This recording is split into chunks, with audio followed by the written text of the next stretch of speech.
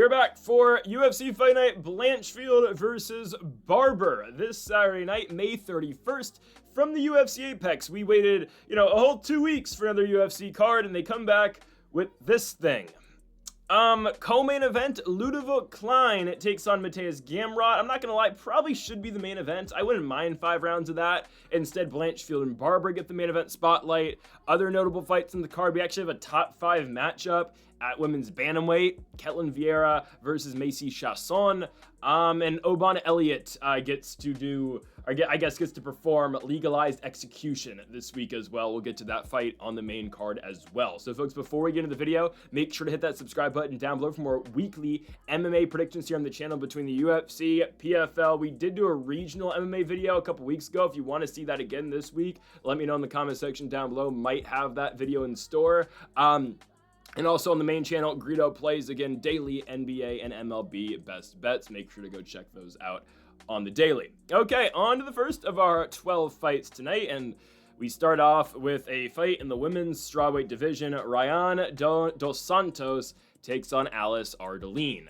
Guys, I'm very critical when it comes to the UFC's women's weight classes. I think for good reason. It's my gripe, and this isn't even a thing about women's fighting. Like, I go after heavyweight fighting for being atrocious sometimes as well. But I don't know I know it's worse. Low-level women's fighting is way worse than low-level heavyweight fighting, because even low-level heavyweight fighting, there is a possibility for a knockout early in the fight. Low-level women's fighting, my goodness, is it bad. And I'm not even attacking these two fighters. Well, I am, guys. Alice Ardelean is 9-7, and she's fighting again in the UFC.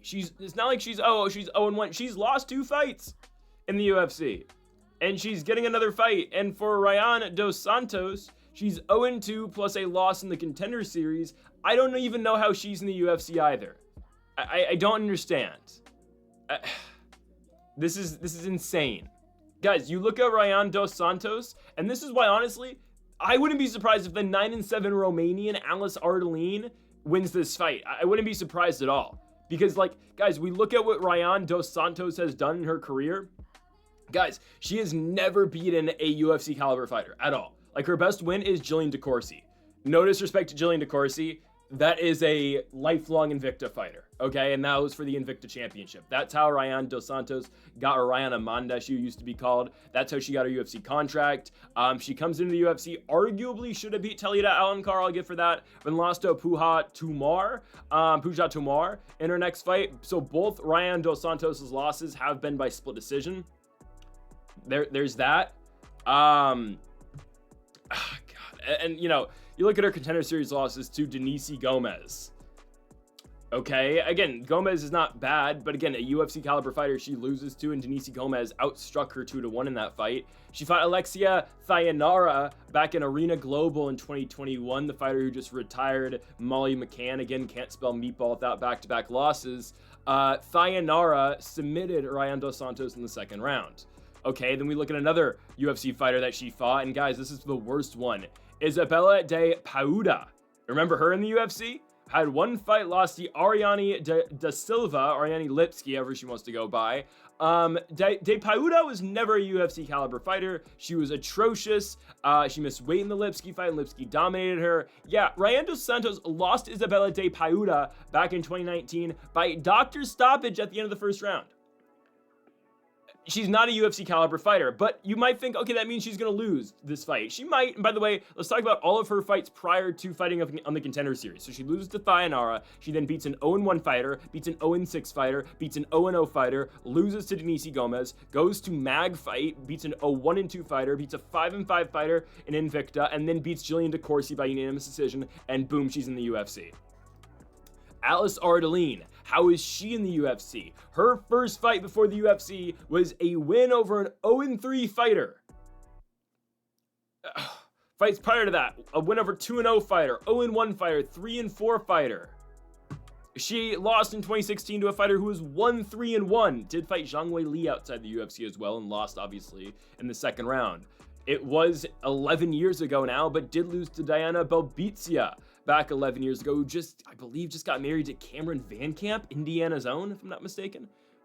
interesting. I think Belbisa has retired, I believe. She got cut, I know, from the UFC. Regardless, Ardelean comes into the UFC, arguably almost beat Shauna Bannon. Didn't win the fight. I thought Bannon won. Ardelean, if I can get for anything, it's decent wrestling. I don't know. But actually, Ryan Amanda has decent takedown defense. But anyways, like, that's all the success she saw against Bannon, got beat on the feet. And then her fight against Melissa Martinez, who really isn't UFC caliber either, she loses by decision. Don't put money on this fight. I wouldn't blame you if you just skip this fight in all. I might too. I'm going to be honest with you. I don't know if what time does this card start? At 1? If it's at 1, I'm probably not getting to the TV in time. 3 o'clock? We'll see. See what's going on with basketball that day. Yeah, I'm going to take Ryan dos Santos to win the fight by decision. She's a minus 340 favorite. Is that a joke? Holy crap, that's real.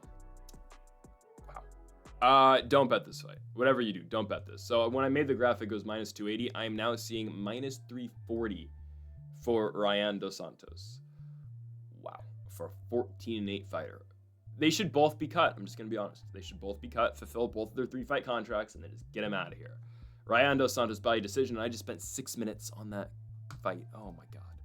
Okay. Second fight of the night here in the lightweight division, a good one. Marquel Mederos takes on Balaji Oki, the Zulu Warrior. Very competitive fight here. Marquel Mederos coming off a win just a couple months ago over in Mexico over Austin Hubbard, winning the fight over there by split decision. Balaji Oki now 1-1 in the UFC, coming off a loss to Chris Duncan. You know, it is what it is. I don't think Oki is what we thought he was going into the UFC. I think he still has a very good chance to win this fight, if I'm being honest with you. But a good fight here, the second one of the night. This is one of the fights I've been most split on this entire week, leading up until this fight card or this prediction video I'm making right now. Same can be said about a fight later on. We'll get to that one very late in the card. I'm split because Marquel Mederos, right, 2-0 in the UFC, wins over Landon Quinones in that very close fight in which he beats Austin Hubbard just a couple months ago. And the Zulu Warrior takes a short notice fight. Well, he was originally supposed to fight Damir Hadzovic. Timi Kumba comes in, fights Oki. Oki beats him by decision. Very close, but it's a split. I thought Oki did win the fight. And then he loses to Chris Duncan. He's outstriking Duncan. He eventually gets a takedown and then gets subbed. All that happened in like 3 minutes. Guillotine off the back for Chris Duncan, subs Balaji Oki. Okay, and that was in France. What does Oki do here against Marquel Mederos? I think he can win because we're going to see a striking fight, right? I mean, that's what Mederos does. We saw Austin Hubbard have some success wrestling Mederos back in Mexico City in March. I would expect a striking battle this entire time, and that's a fight that should favor Oki, I would think. Again, the guy was out striking Duncan. He decides to switch levels. He got a takedown earlier in the fight, goes back down there, tries to get the takedown, does. Ends up getting subbed. I mean, it's just a mistake that you're going to make in your second UFC fight and your 11th professional fight. It is what it is. The Timi Kumba win was close, but I thought Oki should have gotten the nod. The way I see this, I think Oki does win ever so slightly by decision. Mederos is active, which I do respect a lot. Again, just fighting in March. But the Hubbard fight was extremely close, right? He won, right? But Austin Hubbard saw a lot of success wrestling, and if Balaji Oki, you know, does want to improve on what he did in that Duncan fight in France, it's like, all right, there is a pathway to the takedown here against Mederos as well. And on the feet, I think they're really evenly matched. Dare I say Oki's a little bit better than him striking-wise? I don't know. Again, I don't think Balaji Oki is as good as we thought he was prior to the UFC. I think we were sold a false bag of goods with him. I'm just going to be honest with you. And maybe we should have seen that. Like, his wins outside the UFC weren't the best, but I saw a win over a 13-0 fighter from Armenia prior to his UFC run against a really good boxing guy again out of Armenia. So I don't really think the signs were all there. I mean, he did fight some guys, but beat Dylan Salvador on the Contender Series. Again, Mederos, a win over Isakov on the Contender by knockout in the first round. This is a guy, again, who has really good striking. On the ground, though, leaves a little bit to be desired, and I think that's where Oki can just switch up this fight. Again, I'm not saying Balaji Oki is going to entirely win this fight on the ground, but I do think it's going to be a combination of what he's able to do both on the ground and on the feet, which should all come together for a victory here against Marquel Mederos. Again, I think it's going to be a really close fight. I would not bet on this fight like I wouldn't for the first fight, obviously, either. I wouldn't even include it in a parlay at all, just because, I mean, Oki's a favorite, which I don't love. Oki minus 190, I don't like that. I think he will win, but I think this fight should be closer to even. And even if the fight was even, I probably wouldn't bet it either. I'm going Balaji Oki, though, to beat Markel Mederos. I think the combination of what Oki's able to do on the ground with his striking game, I think being kind of out par with Mederos as well, should be enough for him to win this fight. And again, I'm going to really put that last loss on inexperience, and I think he's able to win as he returns back to the world-famous UFC Apex. Let's move on now to the lightweight division, as we have got Kurt Holobaugh taking on the Monkey King, Jordan Leavitt. Kurt Holobaugh, 38 years of age, still in the UFC, and he is fighting Monkey King now. Jordan Leavitt, we haven't seen him in a minute. We haven't seen Holobaugh since his loss to Alexander Hernandez just a couple months ago, so that probably wasn't the best way to lead into that. But yes, Holobaugh has been kind of active. It has been Jordan Leavitt, though, who we haven't seen in a while, because his loss back in 2023 against Chase Hooper, he got subbed in the first round via a rear naked choke. I kid you not, guys. I was driving somewhere when that fight happened, and I kid you not, I pulled over the car to watch Jordan Leavitt and Chase Hooper. I stopped at a gas station to watch Hooper versus Jordan Leavitt, and it only lasted 3 minutes. I was really intrigued by that fight for some reason. I don't know why. But I remember like pulling over in a gas station in the middle of nowhere, Missouri, watching that fight. Regardless, Holobaugh versus Leavitt this time around. I think it's a fight Jordan Leavitt can win. Again, rehashing my memory of that initial fight that Leavitt had against Hooper. Again, it wasn't really competitive. Hooper immediately gets the fight down, and he takes the back of Jordan Leavitt and subs him. I was really interested at the time to see again, and this is kind of where this is going to sound crazy now considering where Paddy Pimblett is now, but at the time when he fought Jordan Leavitt, it was like, all right, how good is Paddy's grappling? Like, again, he was expected to win the fight, but what can the Monkey King offer? Because this is a guy who is primarily just a grappler, right? Obviously, Paddy passed that test with flying colors. Same to Chase Hooper, but that's a really good test for those type of guys, right? Making their way up the weight class. Again, what will Chase Hooper be? I don't know. Will he ever reach the heights that Paddy Pimblett's at right now? Likely not. But again, it's a good bar test to see how good you are.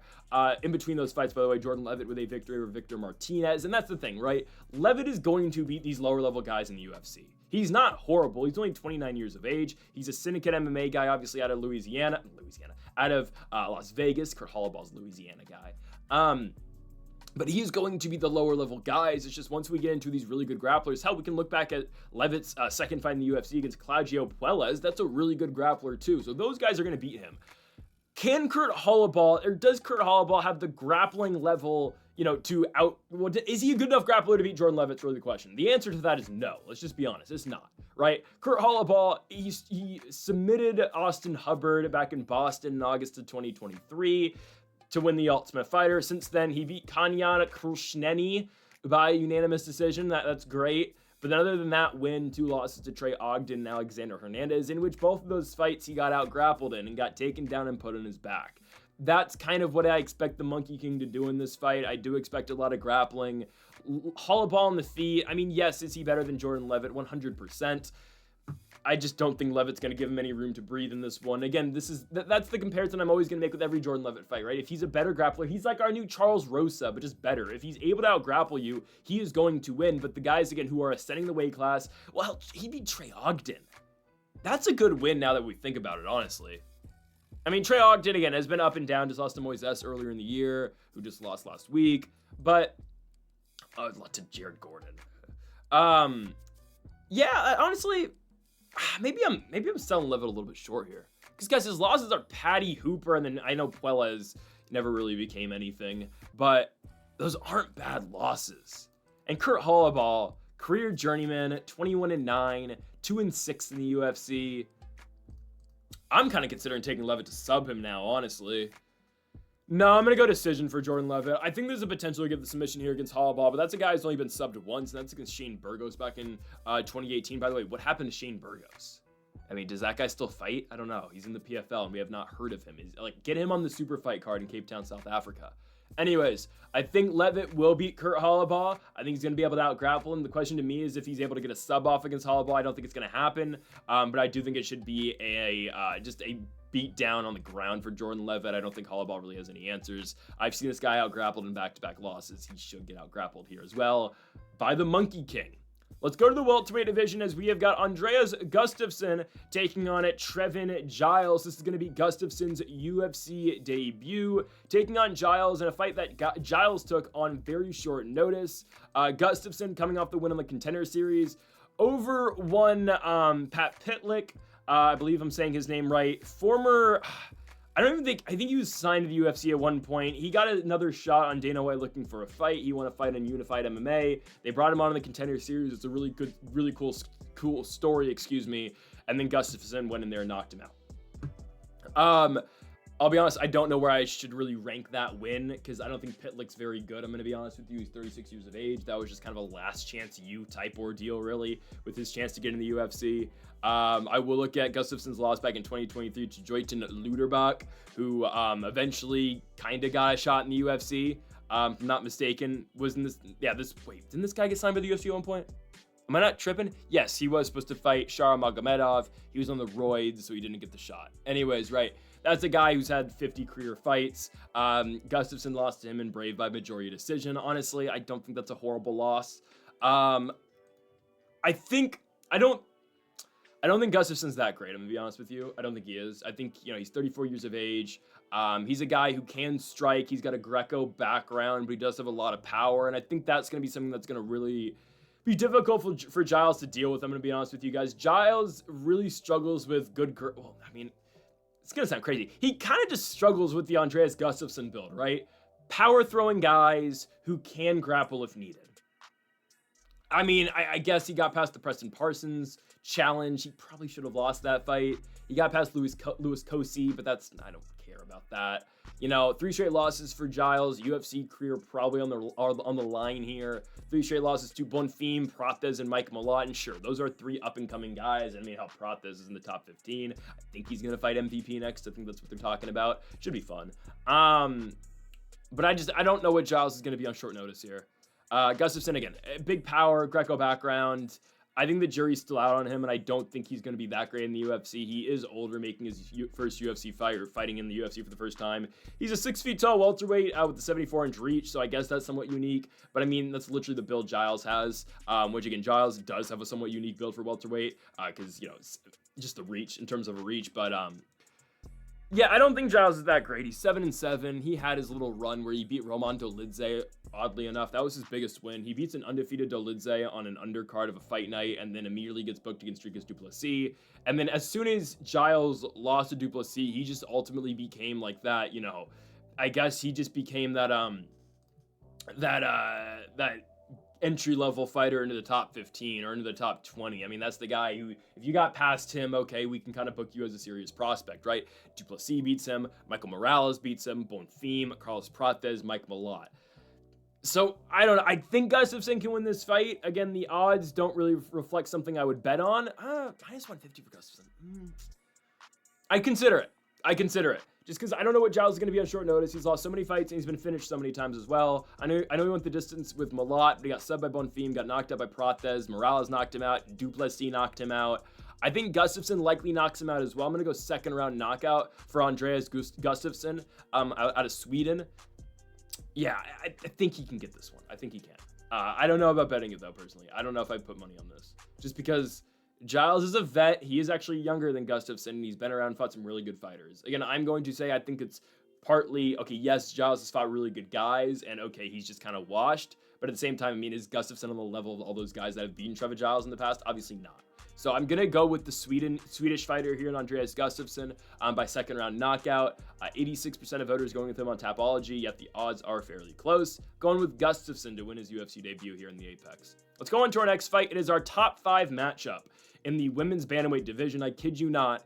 I need to get the exact rankings of these 2 fighters, but it is Ketlen Vieira versus Maycee Chiasson. It is the number 3 ranked fighter in the world at 135 pounds, taking on the number 5 ranked fighter in the world at 135 pounds. Norma Dumont's ranked 4th? That's crazy. She beat Aldana. What is going to happen in this weight class after Harrison beats Pena? Actually, I do know what's going to happen, right? Harrison Pena winner fights Amanda Nunes. Loser likely fights Raquel Pennington. You just match the winners because regardless of the outcome, you're going to get a former champion versus the current champion after those 2 fights are done or after that little gauntlet is done.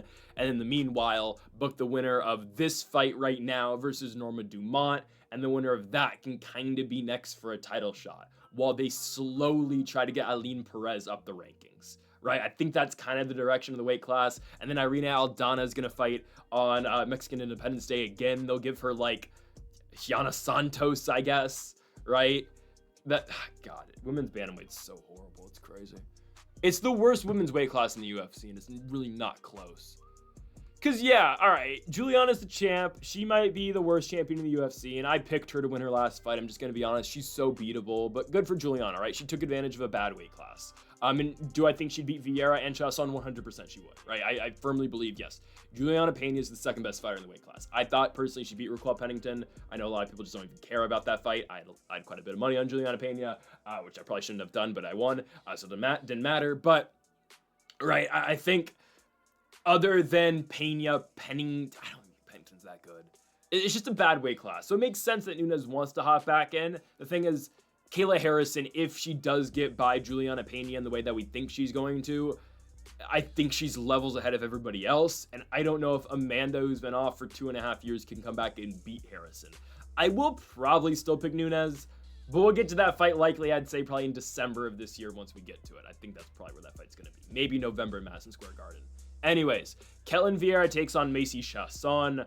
I think Maycee Chiasson's going to beat Ketlen Vieira. I actually believe that. Guys, I look at Ketlen Vieira's record and tell me who she's beaten in the last 3 years. Just Pannie Kianzad. That's the only fighter Ketlen Vieira has beat. Lost to Kayla Harrison in a #1 contenders fight. Okay, again, she was not expected to win that fight. They threw her a bone saying, okay, if you can beat Kayla Harrison, then all right, go get your title shot. She lost, obviously. She went the distance with Kayla Harrison, but that's the thing. Kayla Harrison will have fights like that where they're just not that entertaining. And sure, you expect the submission in the first round. She will have fights where she'll kind of just lay on you the entire time and 30-27 you, right? One judge gave Ketlen Vieira a round. Which round do you give Ketlen Vieira in this fight? Genuinely, I don't. Maybe the second. It's odd. Vieira lost to Raquel Pennington in a fight in which the winner fought for the belt. No, Raquel had to fight someone else, right? Or did she just take a year off and fight for the belt? Oh my gosh, she just took a year off and fought for the belt. Oh, wow.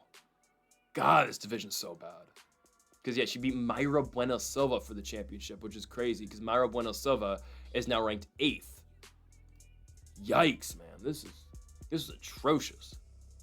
I mean, it's bad enough. This is a 3 versus 5 matchup. The UFC is telling you how they feel about this weight class right now, by the way, by putting this fight in the apex on an undercard. I mean, the UFC, they could just say, okay, hey, feature fight on this card. It's 2 top 5 fighters. The winner of this fight is likely another fight away from the championship. Again, likely against Norma Dumont. But they don't care. They don't give a damn, you know? For Maycee Chiasson, she's coming off a win over Mayra Bueno Silva. It was that fight where Mayra had the nasty cut, but that was on a main card of a pay-per-view. Yeah, wait, hold on. How did they go? How does Chiasson go from a main card of a pay-per-view, which, by the way, I hated that the fight was on the main card, but regardless, how did you go from that to an undercard in the Apex? Yeah, make it make sense, guys. Make it make sense. I'm taking Maycee Chiasson, though, to beat Ketlen Vieira. Vieira is 33. I don't know why I thought she was older. Chiasson is 33 as well. I'll give Maycee Chiasson something. She does actually go out there to finish fights, right? Back-to-back wins over Mayra and then Pannie Kianzad, both by finish. The Kianzad fight was a sub in the first round. The Mayra Bueno Silva fight was a TKO in the second, obviously with the doctor's stoppage. She beat Norma Dumont back in 2022. Again, that fight likely will happen again. Lost to Irina Aldana with the up kick. It is what it is. Got subbed by Pennington. I think Chiasson's slightly better at this point. I think she has better striking than Vieira. Vieira's run was Miesha Tate and Holly Holm. All right. I didn't even think... I definitely thought Holly Holm beat her, by the way. I thought that was a ridiculous decision. And I think you can make the case Miesha Tate beat her as well, even though I think Vieira did win that one. But to me, Ketlen Vieira is just such a slow striker. She doesn't do anything all that well. And I think Chiasson's slightly better. And honestly, I don't recommend betting women's fights. If we get Chiasson here at plus money, I would take it, honestly. She's looked a lot better recently. It's not bad value. It was really not. I mean, what? Kelvin Vieira is going to outstrike Maycee Chiasson? I don't think so. Maycee Chiasson, I think, has a grappling edge, too. I mean, yeah, maybe Vieira's jiu-jitsu is likely, it might be slightly better, but yeah, I think Chiasson's in a good position to win this fight. So our next fight, guys, in the flyweight division between Alan Nascimento and Filho. That fight was supposed to take place on a fight night card between Sergey Spivak and Marcin Tybura back in August of last year. Those two guys haven't been booked for, or they've been booked since, but they haven't fought since. So the original prediction does not change at all. I'm just going to play that old video back again from August of last year, and then we'll get into our next fight after the prelim headliner, which again is Nascimento and Filho. So I'll see you guys after. And with a flyweight fight here between two Brazilians, Alan Nascimento and Filho in this one. Nascimento 20-6 professionally, coming off his last fight where he went out and did pick up the win against Carlos Hernandez by submission in the first round. That was about 18 months ago now. And again, a lot changes in 18 months for sure. And, you know, Carlos Hernandez went out there and he got submitted in the first. Nascimento was able to take him down, take his back, and get the rear naked choke. His second fight in the UFC, he beat Jake Hadley. He was able to control him on the ground. In his first fight, he lost to Tagir Ulanbekov in a very close split decision. He's taking on Filho in this fight, who is 16-3, made his UFC debut against the guy that nobody wants to hire anymore, Muhammad Mokaev. Mokaev submitted him in the third round. It's that fight where Filho, you know, basically broke his knee on the knee bar, ripped his knee to shreds, but again, Mokaev kept fighting. Since then, though, Filho's picked up back-to-back submission victories over Daniel Borez and the Picasso of MMA, who is going to be on a main card of the Sphere, in Ode Osborne.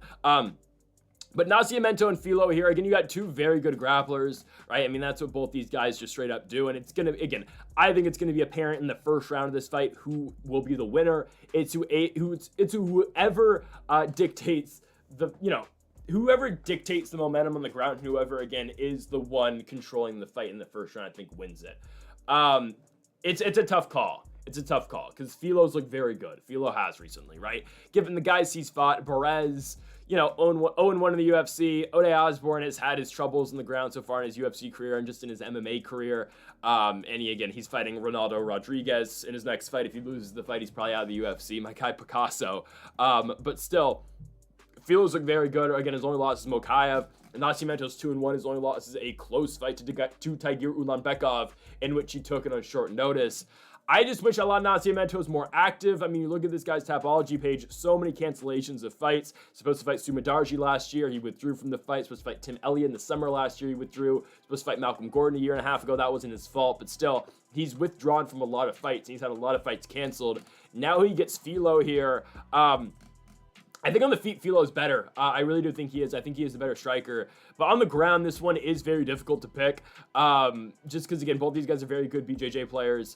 I am going to lean Alan Nascimento. I think Nascimento's beat tougher guys for sure. And again, his loss to Ulanbekov, did he really lose that fight? I don't know. And I understand, again, for Filho's loss, nobody has beat Muhammad Mokaev yet. Hell, he beat Manel Kape in his last fight. Of course, no longer in the UFC, Muhammad Mokaev. But still, the guy is still an undefeated fighter. His antics outside the cage, whatever. But still, he's still a very decent fighter. And Filho, did go the distance with him. So I'm saying, again, or almost with the distance, got submitted in the third round. Practically almost submitted Mokaev.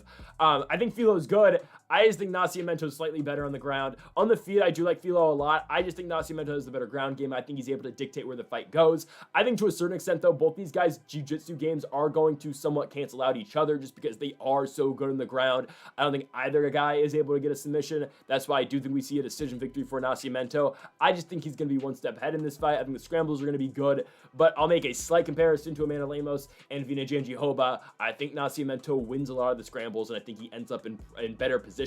That's why I think Nascimento wins. Give me a lot of Nascimento to beat Filho by unanimous decision. Next up, we go to a fight here in the middleweight division between Dusko Todorovic and Zach Reese. Reese coming off a loss early this year in Inglewood against Azmat Bekoyev by first round TKO, and Dusko Todorovic is just struggling to win one. Let's just be honest, he's been a loser in 3 of his last 4 fights, with the only victory being over the Beverly Hills Ninja in Jordan Wright. The other 3 fights, though, a first round knockout loss to Chidi Njokuani. He injured his knee in the Christian Leroy Duncan fight, lost in the first round by knockout or TKO, and then Mansour Abdul Malik beat the living shit out of him in the first round, TKO'd him, and I'm honestly surprised Todorovic is getting another fight in the promotion. For Zach Reese, again, right, a guy who's 2-2 in the UFC, losses to Cody Brundage, in which, Reese had that, triangle choke in on Brundage. Brundage picks him up and just slams him unconscious, so Reese loses. Picks up back-to-back victories after that over Julian Marquez and Jose Medina,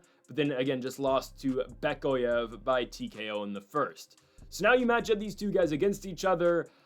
The way I'm going to predict this fight and the way I think you should look at this fight is, who do you think has more left in the tank, right? Zach Reese on paper should be really good, guys. He's a 6'4" middleweight who has a 77-inch reach.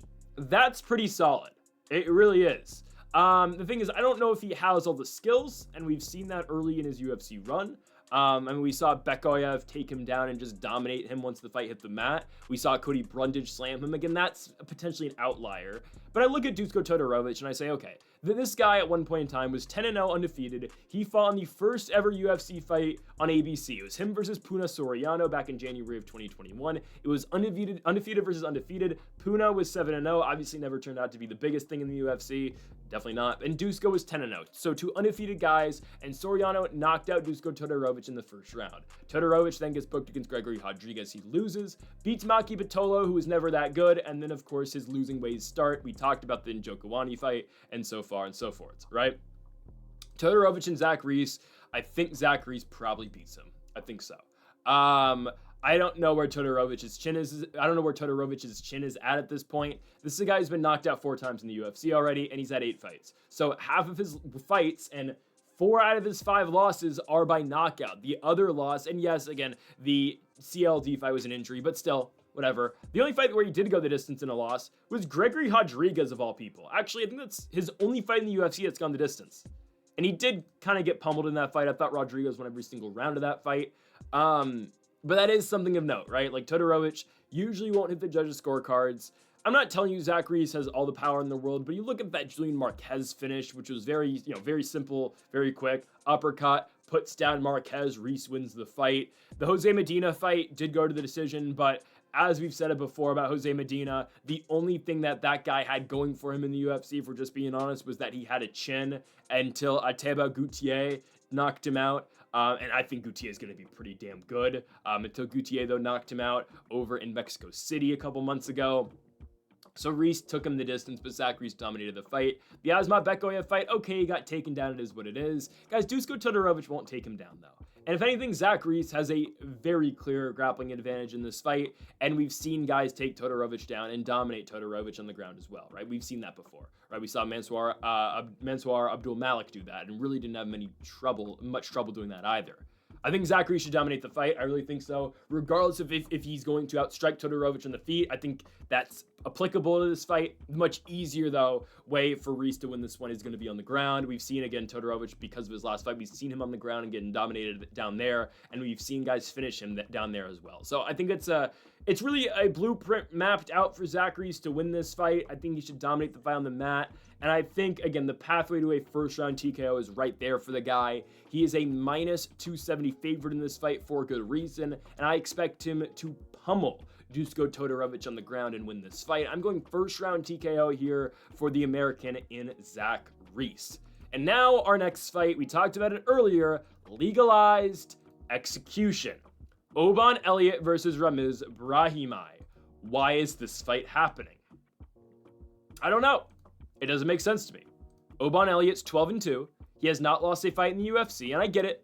The UFC wants to get Oban going. I understand.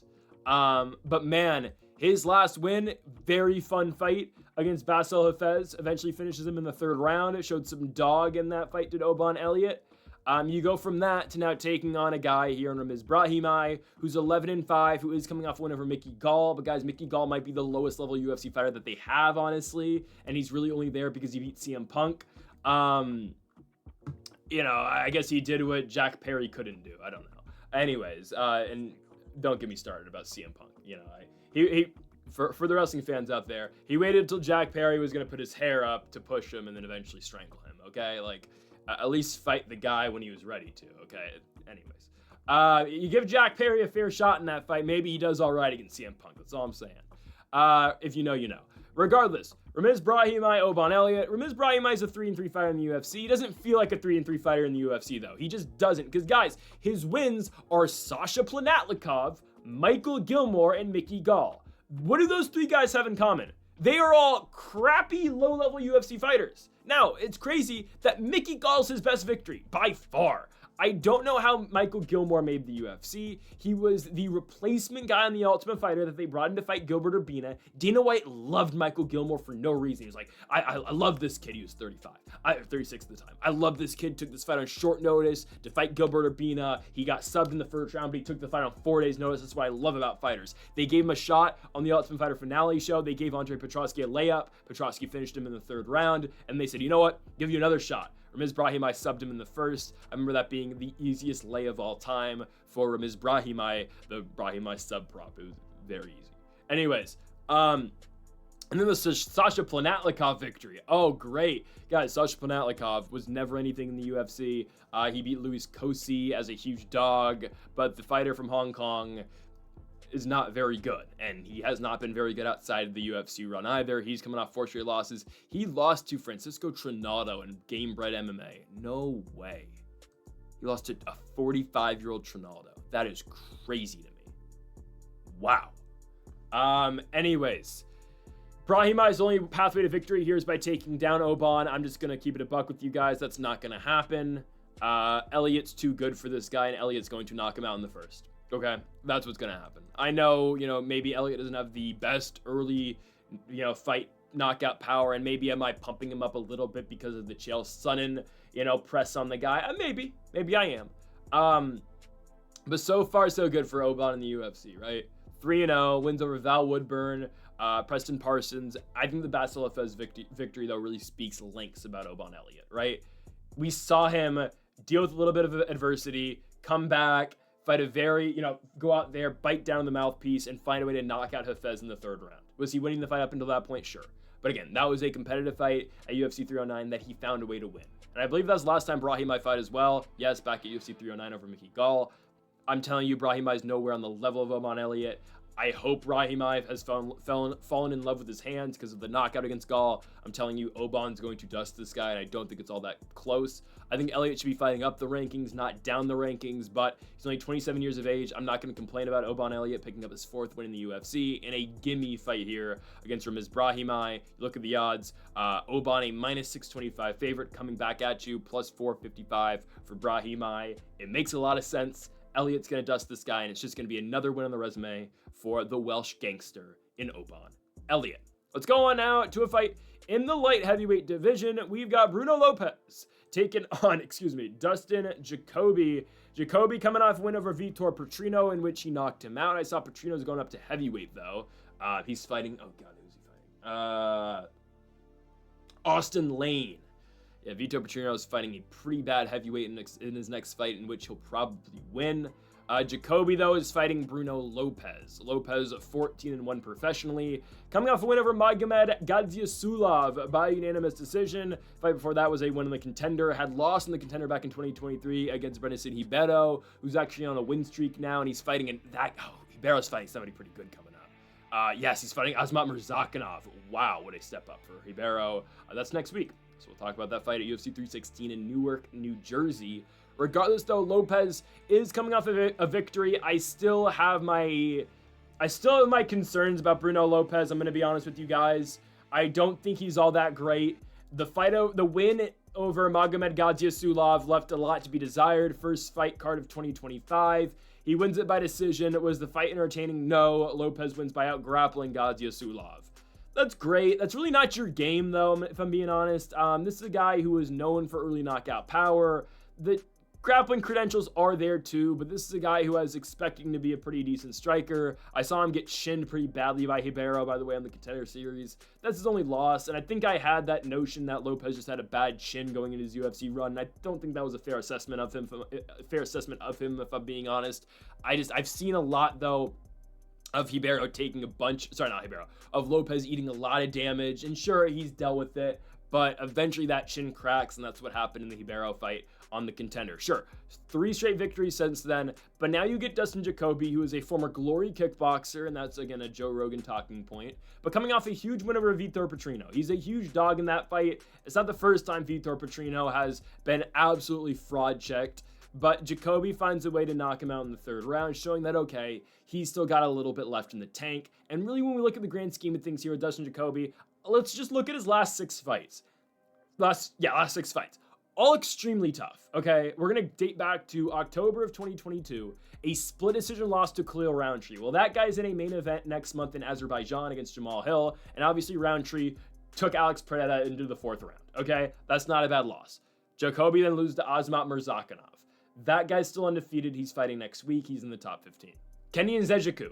Dustin Jacoby knocks him out. Nzechukwu is in the top 15 now in heavyweight. By the way, something that a lot of light heavyweights should do, like Vitor Petrino's doing. I'm a little bit concerned about his chin, though, going up, because he's going to get chinned up there. But against a guy like Austin Lane, he'll be fine. Regardless, though, Dustin Jacoby knocked out Nzechukwu in the 1st round. Loses to Alonzo Menifeld. That's the odd one, if I'm being honest. Like, he's much better than Alonzo Menifeld. Menifield's fighting Omar Sy coming up. I don't think he's going to do that well in that fight. And then Jacoby gets knocked out by Dominic Reyes. Well, Dominic Reyes is on a resurgence right now. I would argue he's a fight away from the championship right now. I would argue maybe you even give him a title shot right now if it's not going to Pereira, if Pereira is still having, is clashing with the UFC a little bit, right? It should be Pereira Ankalaev next, but who knows? Anyways, the Jacoby win over Petrino is really good. Showed he still has some left in the tank. It wasn't a great fight, if I'm being honest with you, in Tampa in December of last year on the last card, the Covington-Buckley card. I thought it was close. There's nothing to write home about early in the fight. Neither guy was really, impressing all that much. I guess you can say it was 1-1. Jacoby won the first, maybe Petrino won the second, but that 3rd round, right? Jacoby lands that big shot, knocks him out in a pretty uneventful fight, in a fight in which fans were booing. Dustin Jacoby shuts that down, gets the knockout, wins the fight. Okay, he's fighting Bruno Lopez. I think he's going to chin Bruno Lopez. Okay, again, what I've seen out of Bruno Lopez, he eats a lot of punches. We saw Ribeiro knock him out, and he does leave himself wide open to be hit. I think Jacoby's going to take advantage of that. It's in the apex. Should allow Jacoby to close distance a lot easier. And I think he's going to knock out Bruno Lopez in the 1st round. Lopez, this is a huge step up, right? And did we think he was going to beat Magomed Gadzhiesulov? No, but we were sold a bad bag of goods on Gadzhiesulov. Okay, he beat Jose Medina and then beat Brennison Ribeiro. Okay, you fooled us with that guy. I don't think he's very good. But what Lopez did in that fight was grappled. Okay, can he grapple Dustin Jacoby? Potentially, but Vitor Petrino tried to take down Jacoby, couldn't do it. A lot of guys will try to take down Dustin Jacoby because he's outmatching them on the feet and because he's such a good kickboxer, and they don't see a lot of success down there, okay? Jacoby, 62% takedown defense rate in the UFC. That's good enough for me against a guy like Bruno Lopez, and I do think he's going to be able to stuff enough to the point where he is able to find a finish early in this fight. I think there's slightly levels in this one, and I just think Jacoby's on a different level than Bruno Lopez, even at 37 years of age. I'm taking Dustin Jacoby to win the fight in the 1st round by knockout. If it goes deep in the fight, don't underestimate the ability of Dustin Jacoby to go deep into fights. Trains at elevation. He should be fine deep in the fight against Bruno Lopez regardless. Again, we are taking Dustin Jacoby to win the fight by 1st round knockout. Let's go to our feature bout. In the welterweight division, I don't know why this fight's so high on the card. I really don't. But here it is. Seok Hyun Ko takes on Billy Ray Goff here in the featured fight. Again, I don't know why the fight is so high, but here it is. The South Korean fighter here in Ko coming off a victory on the Contender Series in which he was a plus 240 dog and he beat Igor Cavalcanti by unanimous decision. I'll get into his resume in a second. I don't think it's impressive at all. And that's why he was such a dog going into the Contender Series. Again, he beat an undefeated 9-0 Cavalcanti, who I actually thought wasn't that bad. I don't know. I thought that guy was actually pretty decent. I think we're probably going to see him again on the Contender this year. Anyways, Billy Ray Goff, is 1-1 in the UFC with a victory in his first one over Yukashu Kinoshita, beating him by 1st round TKO. Liver shot, dropped him, won it, and then lost to Trey Waters. But that fight was really good. It was a fight back in St. Louis in May of last year, almost a year ago at this point now. Really fun back and forth fight on the feet. Trey Waters wins it. If I'm not mistaken, both those guys took that fight on relatively short notice, or maybe it was just Goff, but it was a short notice call, if I do remember correctly. Back and forth war. Both guys retired at the end of the fight, but they both dug deep, and ultimately Trey Waters wins it. But a really good fight. So I know Goff can get into wars. I know Billy Ray Goff can eat punches. I know he can keep pressing forward, and I'm impressed. I'm really impressed with Billy Ray Goff. So here's the thing about Seok Hyun Ko. he hasn't beaten anybody. And if you remember, earlier in the video, we talked about Sasha Planatlikov. And I didn't think we were going to be mentioning Sasha Planatlikov twice in one video, but here we are. Seok Ko lost to Sasha Planatlikov back in 2018. I know it's 5 years ago now, and at the time, Ko was 1-0 and Planatlikov was 0-1. But if you're losing to Sasha Planatlikov, I don't know where I can rate you. He got knocked out by Sasha Planatlikov. Yikes. But we can talk about the wins, right? So I'll just say last 3 years for Seok Ko. All right, we'll look back at December 30th, 2021, a loss to an 11-4 Han Seol Kim. He gets knocked down in 1 minute and 5 seconds. Comes back, beats Jae-woon Kim the next year, exactly 365 days later, by TKO at the end of the second round. Then fights a 28-27-6, it sounds like a made-up record, Ryota Sakurai by doctor stoppage or referee stoppage early in the second round. Then beats a 7-7 all-win Kinkai by first round knockout, and then gets a shot in the Contender Series. And again, that's all you need, right? You build up your resume enough, you fight guys that you can probably beat, you get your one shot in the Contender, you win, boom, you're in. I'm not even going to say Billy Ray Goff had the most impressive run outside the UFC, but at least this guy was a former CES champion, had a first round finish on the Contender Series. Yeah, I don't see it at all for Seok Hyun Ko, guys. I'm going to be honest. I don't see it. I think he's outmatched in this fight. I think Billy Ray Goff is better. We've seen Billy Ray Goff, who, by the way, is only 26 years of age, I think can be somewhat of a pretty decent prospect. We've seen him bite down the mouthpiece. We've seen him go in there, win, deal with adversity, and win in a war. And at the same time as well, we saw him in the Kenosha fight, win a fight early, find that shot in the first round, and put down his opponent and win. I think this fight's going to look like the Kenosha fight. Now, I'm not saying it's going to be via the body shot in which Goff's going to win this one, but I do think he's going to be able to find a way to beat Ko in the first round. I just don't think Seok Hyun Ko is at UFC level, if I'm being honest with you guys. I think he was well aided in his run up until the beginning of the promotion, and then he got to win his one fight in the Contender. I think Goff's pretty solid. He sets traps on the feet. He's got pretty decent striking. And again, I think Billy Ray Goff's going to be a fun UFC fighter for a pretty long time. If we can take anything out of that Trey Waters performance, I'm taking Billy Ray Goff to beat Seok Hyun Ko in Ko's UFC debut by first round knockout. Let's go to our co-main event of the evening, and we move now to the lightweight division as the number 6 ranked Mateusz Gamrot takes on Ludovic Klein. I believe Gamrot's ranked 5th. No, he's ranked 7th. Okay, this fight makes no sense for Mateusz Gamrot. It just doesn't. I don't know if the UFC, they just dislike Gamrot, but I don't understand this at all, okay? Guys, Gamrot beat Dan Hooker. He 100% did. That was another fight in the long list of Dan Hooker robbery victories. Guys, it's been back-to-back fights. Dan Hooker did not win. He did not beat Jalen Turner. I still don't think he did. And I don't think he beat Mateusz Gamrot either. Did we happen to beat Jalen Turner? We might have. No, I picked Jalen Turner to win. Maybe that kind of gauges my pick there. But still, I definitely didn't think he beat Gamrot. I thought Gamrot should have won the Dan Hooker fight. You look back at it, they're pretty even striking-wise, but I think the rounds you can give to Gamrot are 1 and 3. The second round is a Dan Hooker round, even though that's the round where Gamrot, I think, spends the most time on the ground. But I think the judges got thrown off in that fight, A, because it was in Australia, so you got to give the hometown guy the advantage, and the crowd was, obviously all behind Dan Hooker. But then you look at those rounds. Okay, I think they got thrown off to the point in the third round where Gamrot's shooting on legs a lot. He goes 1 for 7 on his takedown attempts. Where Gamrot is underrated, guys, and I'm not even a Gamrot fan, I'm just going to be honest about the guy. Where he's underrated is in his striking. You'll look at you look at Gamrot and you can watch some of his fights and say, oh, they're just boring. He grapples the entire time. Like, look at the RDA fight, right? He gets rocked early, deals with it, and just takes down Dos Anjos, and holds down RDA the entire fight. I understand that. And actually, he got hurt pretty bad in that RDA fight, but recovered and was fine the last 2 rounds in the fight. The guy's not a horrible striker. He's going to get tagged. He's going to get hit. Like, Jalen Turner hit him pretty bad and arguably almost beat him. Same thing about RDA. But Dan Hooker really never had that one big shot against Gamrot. Yeah, he hit some pretty good shots. He hit him pretty well, but there was not that one strike where it's like, oh, Gamrot's in trouble. He's going to lose.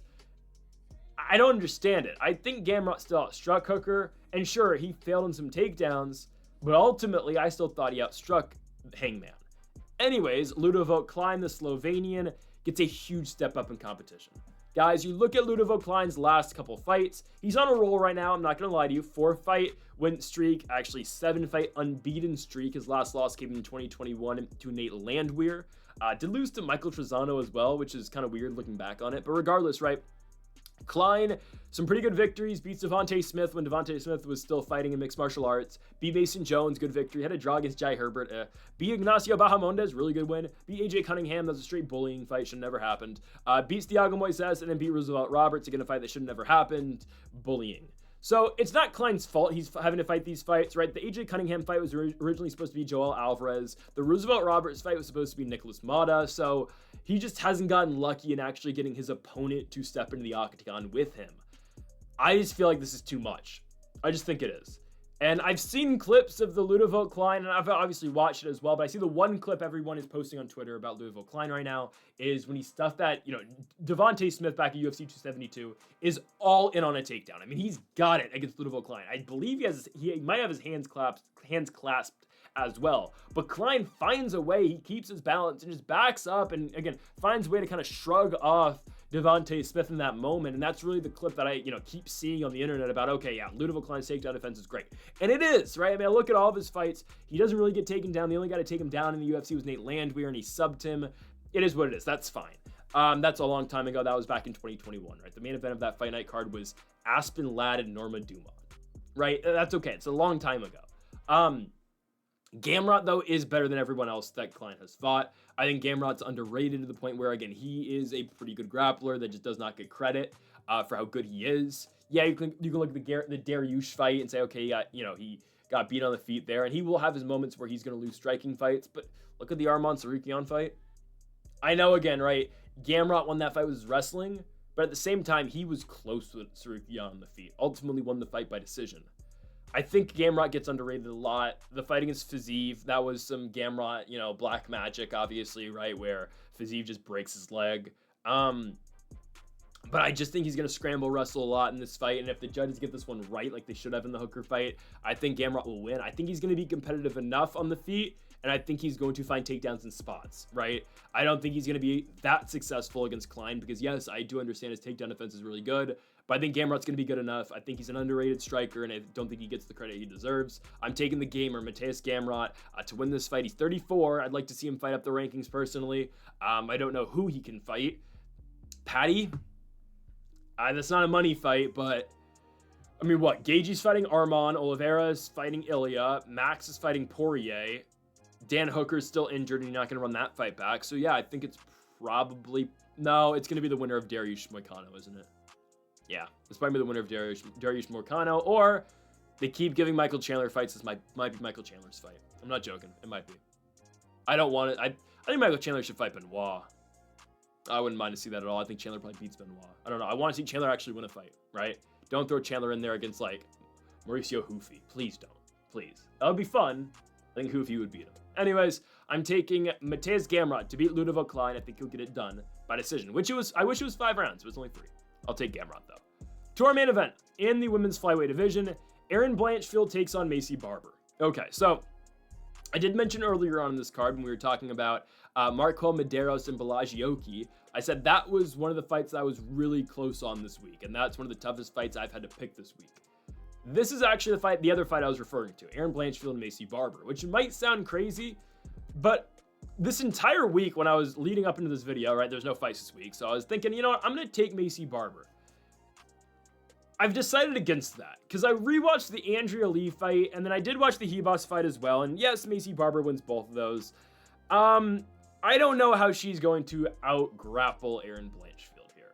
I think she's a better striker than Blanchfield, and that's why I was going to originally pick Barber, because I do think she's actually levels better than Erin Blanchfield on the feet. I don't think Blanchfield's a good striker at all. I think we look at that fight that she had against Jessica Andrade and say, okay, yeah, she did outstrike Andrade. That wasn't a very technically great fight, like, from a technical standpoint, right? Like, Blanchfield left herself wide open to get hit. And, like, this is going to be a crazy comp. Miesha Tate, Ronda Rousey 2, right? Not a good technical fight, but they traded on the feet. It was very fun. I'm not saying Blanchfield Andrade was as fun as Tate Rousey 2 was, but really, like, technique wasn't really there, but she was outstriking Andrade. She got Andrade to fight kind of a firefight with her on the feet until she was able to grapple her. Okay, that's great. She then beats Tyler Santos. I don't know. Tyler Santos, we saw Ditcheva dominate her. And by the way, Dakota Ditcheva would be both the fighters in this fight. Just saying. Regardless, though, Erin Blanchfield is able to not get a takedown, but just clinch up with Tyler Santos the entire fight and win a decision. Okay. The Manon Fior fight. That's the fight where I was really just down on Erin Blanchfield. I mean, she couldn't close distance in that fight. Every time, and Manon Fior did not make that fight entertaining, but every time Erin Blanchfield took one step forward, she was getting tagged, right? Manon Fior was countering this entire fight. She was on the back foot the entire fight, but every time Blanchfield tried to engage, yeah, she's getting cracked. And sure, was it a smart way to fight for Fior? 100%, right? Because, I mean, Blanchfield, if she's going to beat you, she has to come to you, she has to grapple you, so stay on the back foot the entire fight and just catch her coming in. Okay, but Blanchfield got outmatched in that fight. She just was. She was outmatched. You look at the final strike count, 130 to 172. It did not feel like that. It did not feel like that at all. Fior won every single round in that fight. And Fior was just so much bigger than Blanchfield as well. I think Blanchfield, by the way, should be fighting at 15. I think she should. She's only 26. I think she can make the cut. And I think she'd be much better down there. I don't know if she'd win the belt down there. And sure, I will get into the logistics of, who the winner of this fight is going to fight next. But I don't know. I feel like after Zhang Weili's done at 15, who is that next fighter to win the belt?